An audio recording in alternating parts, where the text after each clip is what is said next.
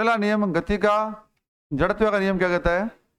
अच्छा, ये बताओ कि किसी भी पिंड के अंदर अगर गति उत्पन्न करनी तो सबसे मुख्य कारक बल, क्या भाई? फोर्स है।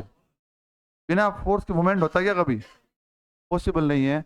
जब तक किसी वस्तु पर क्या नहीं लगेगा, कोई फोर्स नहीं काम करेगा, तब तक उसमें कोई मूवमेंट, चाहे वो फोर्स इंटरनल फोर्स हो चाहे वो एक्सटर्नल फोर्स हो। अपन कोई फोर्स लगाए या फिर कोई वातावरणीय बल उसके ऊपर लगे और उसमें क्या हो, मोमेंटम आ जाए, क्या आ जाए उसके अंदर। क्लियर है क्या बात? तो सवाल पूछा गया था, ये सवाल आया था, किसी वस्तु के अंदर गति उत्पन्न करने का या गति के लिए सबसे मुख्य कारक क्या है? बल। क्या है भाई?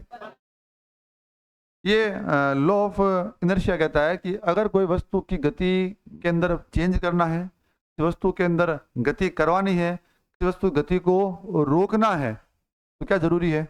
बल। क्या जरूरी है? तो ये कहता है कि कोई वस्तु अगर गतिशील है तो गतिशील रहेगी, अगर स्थिर है तो वो जब तक कि उस पर कोई बल कार्य न करे